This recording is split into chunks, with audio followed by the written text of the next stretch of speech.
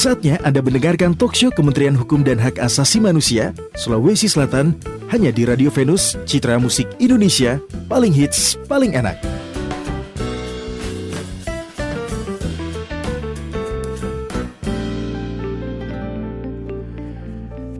97,6 FM Venus Citra Musik Indonesia, paling hits paling enak. Seperti yang tadi disampaikan Rizal, ada yang berbeda. Ini bukan masalah kuenya ya. Tapi ini yang berbeda karena hari ini kita akan mendapatkan banyak sekali informasi yang penting, yang bermanfaat buat kita semua. Karena di studio sudah kehadiran dua narasumber kita yang sangat luar biasa, tentunya dalam talk show bersama kantor Kementerian Hukum dan HAM wilayah Sulawesi Selatan. Yang pertama saya mau menyapa dulu nih untuk Ibu Doktor kita yang sangat luar biasa hari ini sudah hadir di studio juga. Pastinya ada PLT Kepala Dinas Kependudukan dan Pencatatan Sipil Kota Makassar, Ibu Dr. Aryati Puspa Abadi. Assalamualaikum Ibu Doktor. Waalaikumsalam warahmatullahi wabarakatuh. Selamat pagi Dek Zaki tapi dan Rizal ya. Rizal. Oh, nah, Zaki dan Dek Rizal. Tergantung hari. Dan bersama Ibu Dr. Aryati Puspa Sari Abadi, SPI MSc juga ada di tengah-tengah kita, sudah hadir juga bersama kita dari Dinas Penanaman Modal dan PTSP Kota Makassar. Pastinya ada Bapak Muhammad Al-Ghazali. Assalamualaikum, selamat pagi Pak. Iya, waalaikumsalam warahmatullahi wabarakatuh dan selamat pagi buat Pak Zaki, ya, Pak Erik dan Bung Pak Rizal. Ya. Iya. Kalau Pak Ghazali ini kita bagusnya panggilnya Pak Al aja ya, jadi ingat betul sama anaknya Ahmad Dhani. Memang panggilannya itu. Oh iya Pak Al. Baik, nah hari ini akan membahas dua materi yang sangat penting sekali. Yang pertama akan mengangkat materi soal peran serta Dinas Kependudukan dan Pencatatan Sipil dalam sistem kewarganegaraan ya. Selain itu juga akan membahas mengenai bagaimana sinkronisasi aplikasi sistem administrasi hukum umum dengan online single submission atau OSS. Tapi sebelumnya saya ke Ibu Puspa dulu. Pastinya alhamdulillah hari ini bisa hadir ke studio. Dan ini penting Bu Dokter ya untuk membahas materi kita bagi warga Kota Makassar. Yeah. Berdasarkan informasi yang ada saat ini, yang kita ketahui Dinas Kependudukan dan Pencatatan Sipil Kota Makassar ini punya beberapa jenis layanan yang diberikan ya Ibu Puspa ya. Betul. Mulai dari sistem pelayanan kartu keluarga, data migrasi pindah keluar, migrasi data pindah masuk, kepemilikan KTP, akta kelahiran, akta perkawinan, sampai akta cerai juga ada. Betul. Nah, benar demikian Ibu atau masih ada pelayanan lain dari di Sdukcapil? Jadi kalau bisa saya sampaikan berdasarkan Undang-Undang 23 tahun 2006 kemudian direvisi menjadi Undang-Undang 24 tahun 2013, maka boleh dikatakan bahwa seluruh dokumen pelayanan administrasi kependudukan itu dilayani oleh Dinas Kependudukan dan Catatan Sipil di seluruh Indonesia ya. Jumlahnya ada 24 dokumen. Oh, 24. Jadi yang tadi disebutkan itu hanya sebagian kecil ya. Jadi ada 24 dokumen di situ, mulai tadi yang disampaikan kartu keluarga, KTP, kartu identitas anak, akte kelahiran, akte kematian, akte perkawinan bagi non-muslim dan akte perceraiannya. Kemudian ada pengangkatan anak, ada perubahan data, ada pindah datang, ada pindah keluar. Jadi banyak sekali yang dilakukan oleh Dukcapil. Totalnya 24 dokumen yang diterbitkan oleh Dinas Kependudukan dan Pencatatan Sipil. Total ada 24 yang bisa diberikan kepada masyarakat ya pelayanannya. Lantas untuk peran serta Dinas Kependudukan dan Pencatatan Sipil sendiri Bu dalam sistem kewarganegaraan itu seperti apa? Ya, jadi kita bisa sampaikan bahwa peran Dinas Kependudukan dan Pencatatan Sipil untuk kewarganegaraan bahwa wajib untuk memberikan pelayanan kepada seluruh warga negara, tidak ada kecuali, mulai dari yang baru lahir sampai dengan mohon maaf. Jadi kita ini sebenarnya mengurus mulai dari lahir sampai dengan mati. Kemudian mulai dari mohon maaf dari level yang paling bawah sampai dengan petinggi, itu semua harus kita data. Mendapat pelayanan yang sama. Harus mendapat pelayanan yang sama sehingga kalau boleh dikatakan bahwa setiap warga negara berhak ya berhak mendapatkan identitas kependudukan sebagai warga negara Indonesia. Dan kami Dinas Dukcapil wajib hukumnya untuk memberikan status itu. Apapun statusnya itu wajib kami terbitkan dokumennya. Siapapun mereka. Siapapun mereka, Yang jangankan membutuhkan, warga ya. negara Indonesia, warga negara asing yang sudah memiliki kitas atau kitab itu bisa kami berikan identitas kependudukan, tetapi memang dia dalam posisi yang terbatas. Oke, Gitu. iya. Istilahnya itu ada syarat dan ketentuan berlaku ya. Betul. Tapi kalau kita lihat sekarang ini Ibu Dokter kan ya pandemi memang tidak bisa dipungkiri ini menghantam semua aspek ya, perekonomian dan sampai juga untuk perkantoran juga mendapatkan. Nah, menyikapi hal ini dari Disdukcapil sendiri dalam bentuk pelayanannya apakah ada yang berbeda dengan pelayanan yang sebelum pandemi dengan yang sekarang berlangsung di masa pandemi? Ya, yang saya syukuri adalah pada saat saya masuk ke Dinas Dukcapil bertepatan momentumnya di launching Dukcapil Go Digital. Itu kemudian memang di launching oleh Kementerian Dalam Negeri pas di Makassar saya Kadis Dukcapil yang baru terangkat. Nah, Dukcapil Go Digital ini sebenarnya kalau saya boleh katakan ini selangkah lebih maju dibanding dengan apa yang dilakukan oleh beberapa lembaga, karena kita sudah mengantisipasi dan kita tidak pernah menyangka ada pandemi yang kita hadapi tahun depannya. Jadi Dukcapil Go Digital ini sebenarnya diinisiasi oleh Kemendagri untuk bisa menggunakan tanda tangan elektronik pada seluruh dokumen kependudukan. Sistem elektronik berarti ya? Kalau sebelumnya itu masih menggunakan apa lagi namanya? Kertas yang Manual. berhologram, pakai kertas security printing, kemudian ditandatangan basah oleh kadisnya dan disempel. Nah, dengan pemberlakuan Dukcapil Go Digital itu diawali dengan pemberlakuan tanda tangan elektronik dulu, meskipun masih menggunakan security printing. Tetapi di akhir 2019, ini sebelum pandemi ya, di akhir 2019 keluarlah Permendagri 108/2019 yang mensyaratkan menggunakan kertas HVS putih untuk seluruh pencetakan dokumen kependudukan, sehingga masyarakat sudah menerima dalam bentuk PDF dan pelayanan bisa dilakukan secara online. Jadi masyarakat tidak perlu lagi ke Dukcapil untuk mengurus dokumen. Nah, ini adalah bentuk antisipasi yang dilakukan oleh Dukcapil seluruh Indonesia dan bertransformasi dari pelayanan yang manual, betul-betul manual, kemudian menjadi pelayanan dalam bentuk digital gitu. Nah, masuk 2020 ketemu pandemi, kita sudah alhamdulillah kita betul-betul sudah running. Iya. Sudah ada istilahnya ancang-ancang ya, antisipasi 1 tahun. 1 tahun. Tanpa kita tahu ke depannya. Betul, kita tidak Ternyata tahu ada pada pandemi. saat ada pandemi dan itu sangat-sangat membantu kami di iya. Dukcapil pada saat pelayanan memasuki pandemi yang memang sangat terbatas tatap mukanya. Bahkan kami lockdown kurang lebih hampir 4 bulan. 4 bulan. Iya, tapi pelayanan jalan terus. Tetap berjalan secara online, Bu Jadi Dokter. kantornya di lockdown, tapi kita melayani melalui online, tetap kita layani. Kemudian dokumen kependudukan tetap kita bisa distribusikan kepada masyarakat. Wah, seperti itu ya.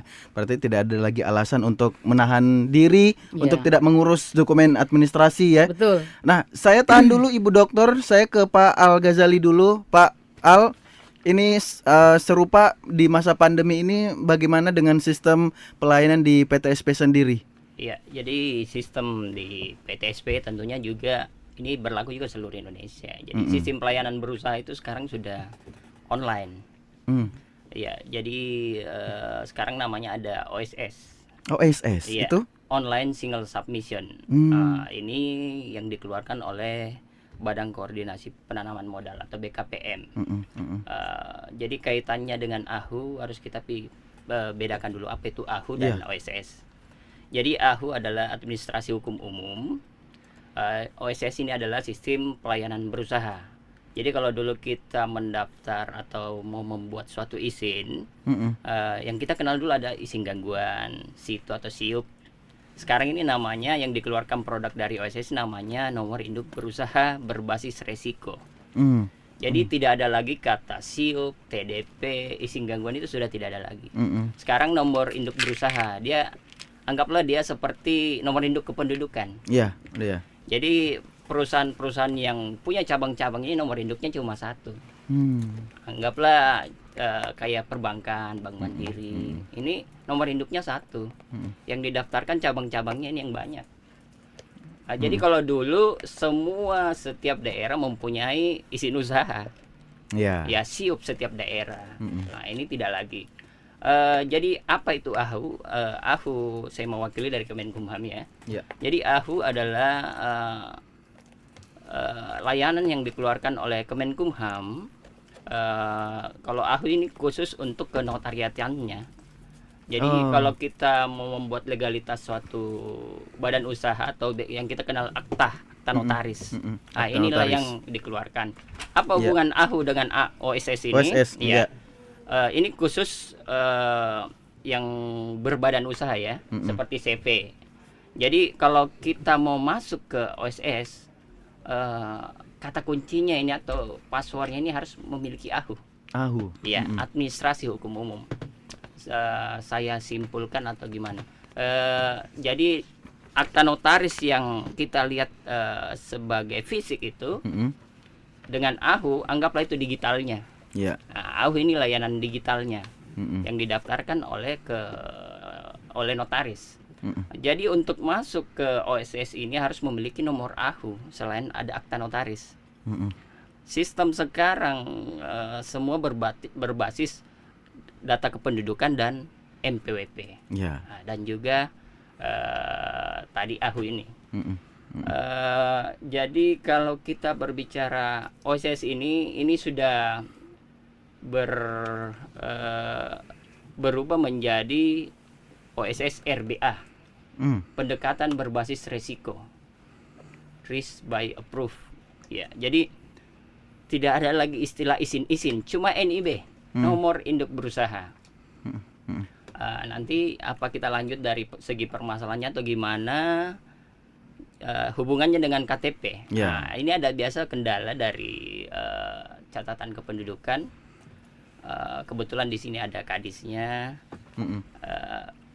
Kendalanya dalam mendaftar OSS itu biasanya dari nomor induk kependudukannya. Biasanya Bu Kadis KTP-nya produk baru, cetakan baru, tapi datanya belum tentu terintegrasi. Diperbaharui datanya. Belum tentu diperbaharui datanya. Ini yang biasa jadi kendala. Kenapa? Karena kami pernah mendapat, apakah saya tanyakan dari pemohon ada KTP lamanya, saya coba tembus Bu. Nah, ini yang biasa. Jadi KTP-nya baru tapi datanya belum tentu terupdate. Nah, itu salah satu kendala. Baik. Untuk masuk ke OSS itu ada beberapa hal yang perlu dipahami dulu. Dipersiapkan. Pertama tadi kartu tanda penduduknya harus terupdate. Terus ketentuan pajaknya. Jika ini perusahaan lama, ada permasalahan pajak, kewajiban pajak yang belum terselesaikan, dia otomatis tidak masuk. Dimulai dari pengurusan akta saja belum lolos dia. Dan juga masalah bidang usaha. Oke, berarti memang yang menjadi salah satu PR ya, itu terkadang ada ketidaksinkronisasi antara data yang ada di Disduk Capil dengan data yang mungkin salah satu peserta yang mau mendaftarkan OSS-nya atau AHU-nya itu ya yang belum terupdate. Nanti kita akan bahas lebih jauh lagi nih tentang kewenangan dalam OSS apa saja, terus juga bagaimana sinkronisasi lebih jauh dari sistem AHU yang ada dengan OSS yang sekarang ini.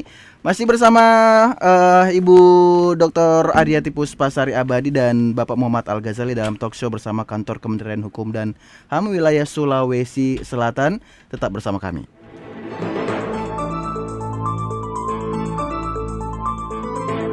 Jangan kemana-mana, talk show Kementerian Hukum dan Hak Asasi Manusia akan kembali lagi hanya di Radio Venus.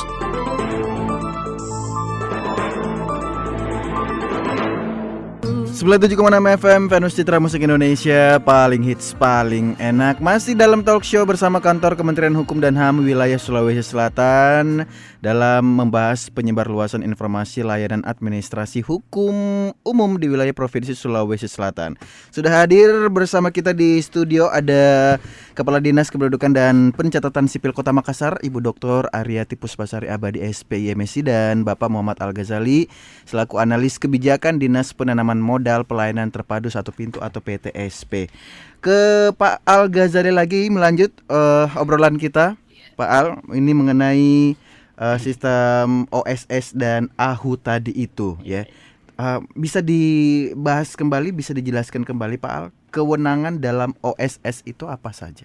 Oh ya, jadi kita berbicara kewenangan, kalau sistem perizinan sebelumnya itu banyak kewenangan yang ada di anggaplah pemerintah Kota Makassar. Jadi kita mengurus beberapa izin itu kewenangannya semua ada di Makassar. Dalam sistem OSS ini kewenangannya bisa terbagi-bagi tergantung tingkat resiko. Jadi kalau dalam OSS ada istilah resiko rendah, menengah tinggi dan tinggi. Sistem akan mengatur kewenangan ini akan lari kemana tergantung bidang usaha dan tingkat resikonya. Dalam hal ini kewenangan ada kewenangan kota, kabupaten kota, provinsi dan kementerian. Kementerian, oke. Ya. Jadi dalam satu perusahaan ini bisa saja kewenangannya terbagi 3, tergantung bidang usaha apa saja yang mereka geluti atau diambil dalam OSS-nya. Ini bidang usaha inilah kaitannya dengan AHU tadi. Oke. Apa yang didaftarkan oleh notaris, ini juga yang bisa diambilkan bidang usahanya dalam OSS. Jadi semua sudah berbasis digital. Jadi bidang usahanya sudah didaftar oleh notaris. Jadi kalau tidak ada dalam terdaftar dalam AHU-nya, tentu bidang usahanya tidak bisa masuk. Iya. Ya. Jadi buat para pendengar yang pastikan dulu ini sangat penting. Jika ingin membuat suatu badan usaha atau contohnya CV atau PT, pastikan betul-betul bidang usahanya apa. Karena dulu itu bahasa yang global, hanya bidang-bidang usaha aja. Sekarang ini ada istilah KBLI. Dari dulu ini ada KBLI. KBLI itu adalah rumusan yang dibuat oleh BPS menjadi angka-angka dengan keluarannya bidang usaha. Kalau contoh seperti Radio Venus ini aktivitas jasa, jasa. Ini ada kode usahanya, anggaplah 4647 sekian. Inilah KBLI-nya. Jadi bagusnya kalau pemohon atau pendengar Venus ini pada saat ingin membuat bidang usaha, pastikan pada saat ke notaris sudah mengetahui usaha apa yang diinginkan, dengan mencantumkan angka-angka tadi. Jangan baru mau dipikir begitu, tapi berarti memang sudah clear semua. Ini juga jadi permasalahan biasa di notaris. Biasa ada bahasanya yang global. Kalau dia cuma menulis perdagangan, semua perdagangan bisa diambil. Namun dalam kabel itu ada bisa sampai ribuan bidang usaha. Berarti harus detail juga Pak Ali. Ya, kalau dulu kan dalam akta yang fisiknya itu cuma kata-kata perdagangan, aktivitas. Di AHU-nya ini kalau bisa dispesifikkan, karena tidak mungkin semua notaris dia mau daftarkan secara global angka-angkanya sampai ribuan itu. Jadi anggaplah sampai perdagangan apa? Perdagangan campuran, perdagangan besar atau kecil. Ada dua hal lagi dalam OSS itu, ada istilah perdagangan besar dan eceran. Ini kodenya ada 46 sekian sampai 5 digit. Ada 47. 47 ini perdagangan eceran, 46 perdagangan besar. Sekarang kalau kita dalam OSS mungkin di AHU-nya boleh digabung. Tapi pada saat di OSS ini tidak bisa tergabung. Sistem sudah memilah tidak boleh tergabung. Dulu bisa digabung, kita berusaha untuk kecil dan besar. Sekarang nggak bisa. Ini sekarang kendala yang ada di OSS yang harus pendengar Venus harus biasa alami begitu ya. Nggak bisa digabung, harus terpisah. Selain ada aturan tersebut, apalagi nih kendala yang didapatkan dalam kedua sistem yang biasanya atau umum dialami? Iya, kendalanya kembali yang tadi nanti tentunya disampaikan oleh Bu Kadis di sini yang menyangkut tadi kependudukan. Validasi KTP. Iya. Jadi biasa validasi KTP-nya apakah dia tidak sinkron dengan pendaftaran di Kemenkumhamnya. Biasa juga permasalahan dengan MPWP-nya, apalagi kalau titelnya sudah banyak. Ini titik komanya sangat berpengaruh. Ya, biasa ada yang tidak memakai titik koma, ada yang biasa memakai titik. Kalau OSS sebelumnya dia hanya berbasis nomor NIK-nya. Sekarang namanya pun sudah harus sama dengan apa yang didaftarkan di kependudukan. Baik, wah ini dari tadi Ibu Dokter sudah geleng-geleng nih, ya. Sudah jadi ingin menjawab ini. Sebenarnya apa ini Ibu yang menjadi jawaban dari kenapa kendala validasi KTP umum terjadi begitu? Ya, jadi saya langsung merujuk ke Permendagri 102 tahun 2019 tentang pemberian hak akses dan pemanfaatan data kependudukan. Kita tahu bersama, sudah diatur juga di Undang-Undang 24 tahun 2013 bahwa data kependudukan adalah data private yang sangat dijaga sekuritisnya ya. Kita wajib untuk menjaga itu data pribadi masing-masing orang dan tidak mudah diakses oleh siapapun. Nah, dengan adanya Permendagri 102 2019 ini itu sudah diatur bagaimana semua lembaga bisa mengakses data kependudukan tetapi harus bekerja sama. Tetapi dia modelnya juga secara berdasarkan levelnya. Ya, tadi sudah disampaikan ada pusat, ada provinsi, kewenangannya, ada daerah. Saya juga di Dukcapil juga kita punya kewenangannya dibagi berdasarkan struktur ya. Misalnya dia skalanya nasional. Contoh di Kemenhukumham. Kemenhukumham itu harus bekerja sama mendapatkan hak akses dari Kementerian Dalam Negeri, dalam hal ini di Ditjen Dukcapil. Jadi harus ada PKS ataupun dalam bentuk MOU yang kemudian nanti oleh Menteri Dalam Negeri akan memberikan hak akses ke Kementerian Hukum dan HAM. Itulah yang kemudian nanti diberikan kepada seluruh kementerian ataupun kantor wilayah Kemenhukumham yang ada di seluruh Indonesia. Kemudian untuk skala provinsi, kalau memang dia misalnya memang tatarannya di provinsi ya. Contoh misalnya kalau dinas Bapenda provinsi mau akses datanya ke penduduk untuk misalnya verifikasi untuk pembayaran wajib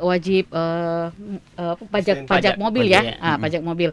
Itu dia harus kerjasama dengan Dukcapil provinsi dengan Bapenda provinsi. Kalau di tataran kota juga seperti itu. Jadi dia harus bekerja sama setara.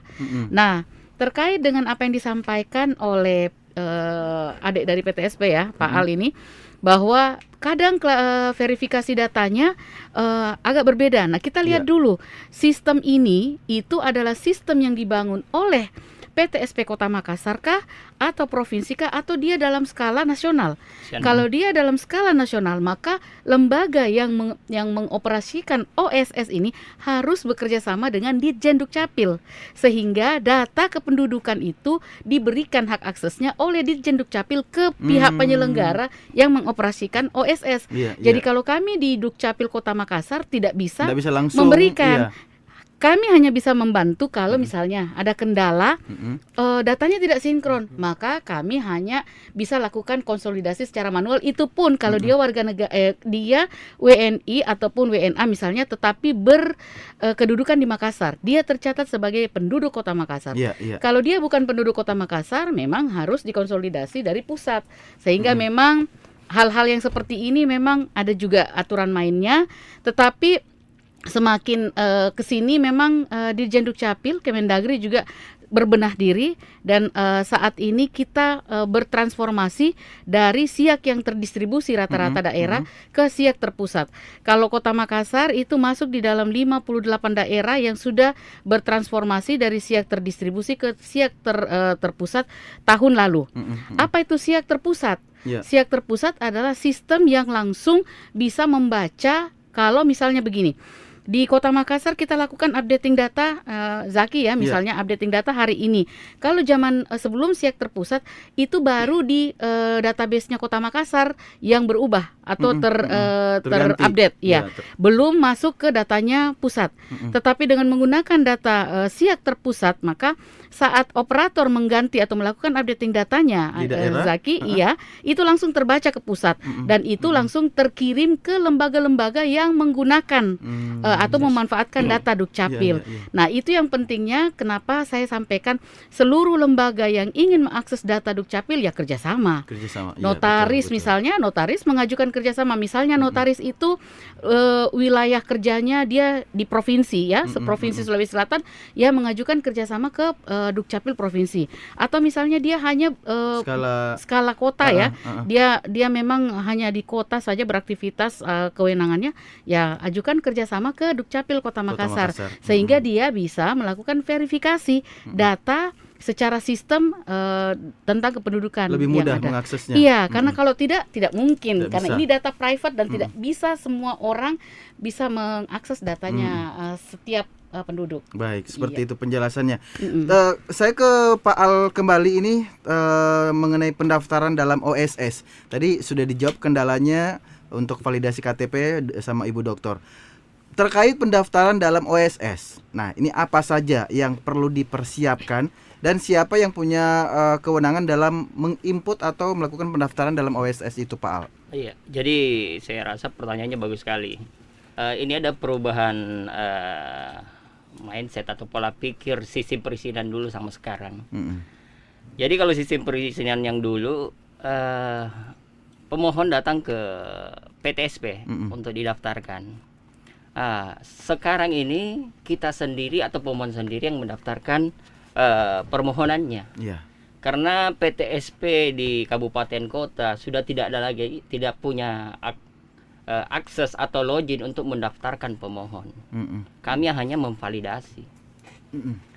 Jadi sekali lagi disampaikan kepada pendengar Venus di mana saja berada bahwa jika Bapak Ibu ingin melakukan atau membuat suatu badan usaha, tidak perlu ke PTSP Kota Makassar.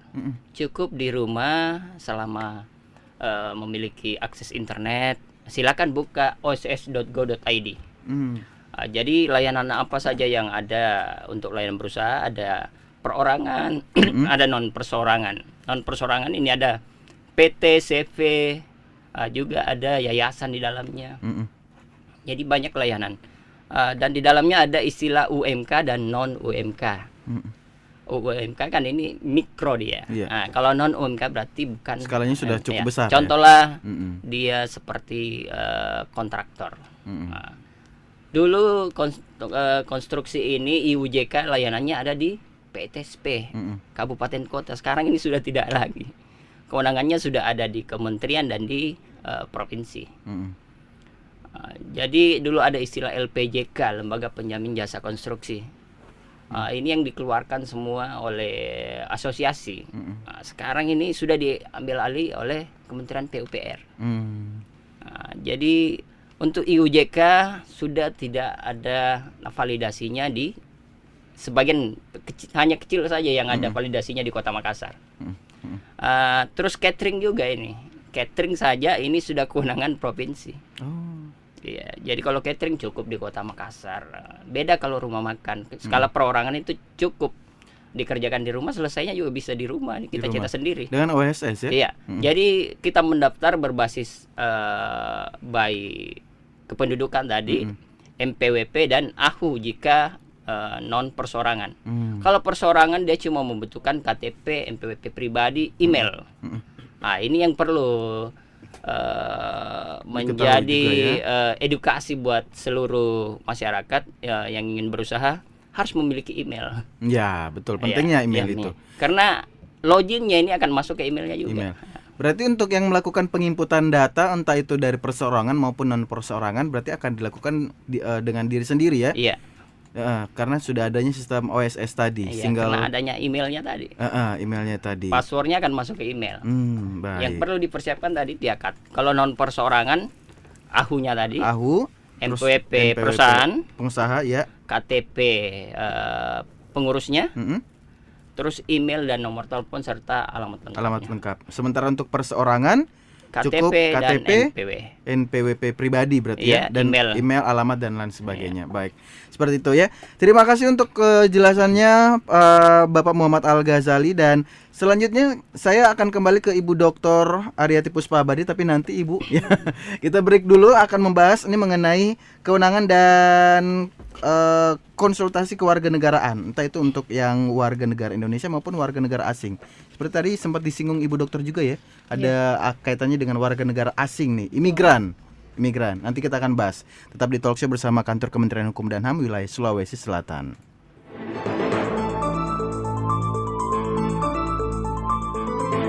Jangan kemana-mana, Talkshow Kementerian Hukum dan Hak Asasi Manusia akan kembali lagi hanya di Radio Venus.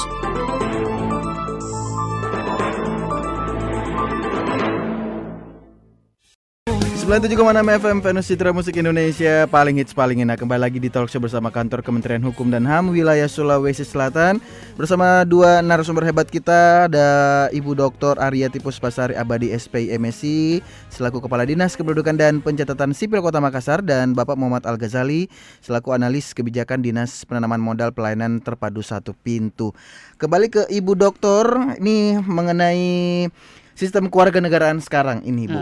Iya. Apakah di kantor catatan sipil ini terdapat layanan konsultasi terkait persoalan kewarganegaraan? Mengingatkan di Kota Makassar ini khususnya ini banyak sekali imigran kita jumpai ya. Dikhawatirkan ini bisa menjadi masalah sosial ke depannya. Iya. Kalau terkait dengan konsultasi, ya setiap saat kita bisa menerima layanan konsultasi dari masyarakat, seluruh masyarakat, termasuk dengan warga negara asing ya, yang punya kewarganegaraan. Dan karena memang kita juga punya kewajiban untuk memberikan menerbitkan dokumen kependudukan bagi warga negara asing yang sudah memiliki kartu izin tinggal sementara maupun kartu izin tinggal tetap yang dikeluarkan oleh Kemenhukumham. Jadi memang kita juga tidak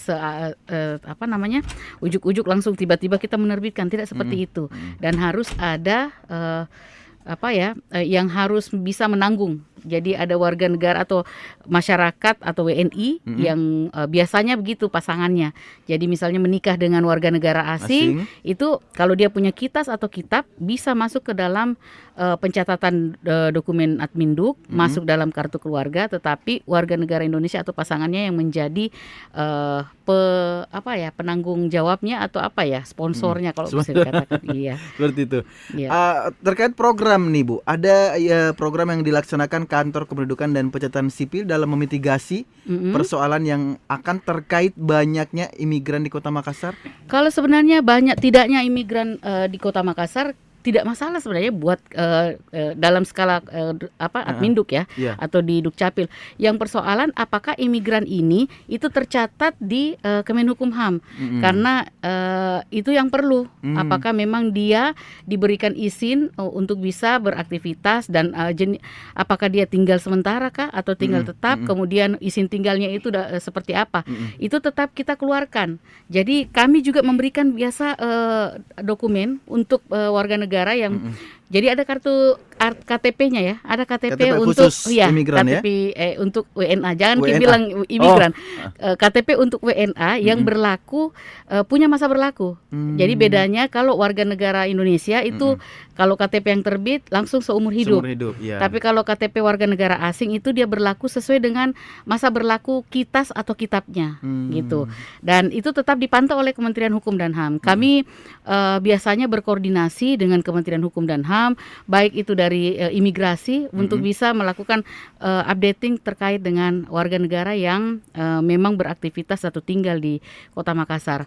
Karena memang mereka juga ini kalau beraktivitas mereka juga dibutuhkan dokumennya, sehingga mereka juga sendiri biasa datang untuk melakukan pengurusan dokumen kependudukannya. Nah, disitulah kita lakukan verifikasi dokumen-dokumen yang sudah dimiliki oleh yang bersangkutan. Baik. Terakhir sebelum kita closing, Ibu Dokter, ini pesan dan harapan yang ditujukan untuk Kementerian Hukum dan HAM terkait sistem kewarganegaraan yang bisa ditimbulkan. Iya, kalau saya menitip harapan besar sebenarnya kepada Kementerian Hukum dan HAM, karena ini membawahi banyak lembaga ya. Dia masuk di dalam imigrasi, kemudian masuk di lapas dan sebagainya, itu kan bagian dari kewenangan dari hukum dan HAM. Nah, harapan saya kepada teman-teman yang ada di Kementerian Hukum dan HAM bahwa khusus untuk masyarakat kita yang ada di lapas itu, kita berharap sebenarnya teman-teman yang ada di sana itu sudah memiliki dokumen kependudukan yang terupdate, karena banyak kami dapati apalagi kalau menjelang pemilihan baik itu pilkada atau pileg ataupun pilpres ya, kami itu berbondong-bondong masuk ke lapas dan banyak sekali kami temukan masyarakat kita yang tidak jelas dokumen kependudukannya. Nah, ini yang mereka punya hak memilih. Iya, jadi kita berharap sebenarnya di awal pada saat masyarakat kita akan masuk ke lapas itu mereka sudah memiliki dokumen kependudukan yang jelas sehingga dia tercatat di daerah mana saja, karena yang di dalam lapas itu juga berasal dari berbagai daerah. Iya, betul. Ya, bukan hanya penduduk Makassar tetapi dari berbagai, bahkan ada mungkin yang lintas provinsi yang masuk ke situ. Sehingga saya berharap itu semakin diupdate. Ya, jadi yang penduduk lapas itu atau masyarakat yang ada di lapas itu sudah punya dokumen kependudukan ataupun catatan-catatan kependudukan di mana dia tercatat. Selanjutnya juga harapan kami terkait dengan imigran atau WNA itu pengawasannya paling tidak bisa sharing karena ini kan sudah ada data yang dimanfaatkan oleh Kemenhukumham untuk bisa diakses datanya Dukcapil. Paling tidak data balikan. Data balikannya itu bisa masuk ke Dukcapil sehingga kita juga bisa sama-sama melakukan pengawasan. Satu lagi, selain WNA kita punya pengungsi. Ini juga menjadi persoalan. Pengungsi itu kan tidak punya, pengungsi dari luar negeri yang banyak biasa demo itu di Jenderal Sudirman itu kan tidak punya kewarganegaraan. Nah, ini yang juga perlu pengawasan karena rumah-rumah detensi yang ada di Makassar itu juga harus difasilitasi. Kemudian banyak yang sudah kawin campur dengan penduduk lokal sehingga ini menjadi salah satu bagian dari pengawasan yang kita lakukan secara bersama. Cukup banyak PR-nya ya. Banyak sekali dan kita berkolaborasi dan selalu intens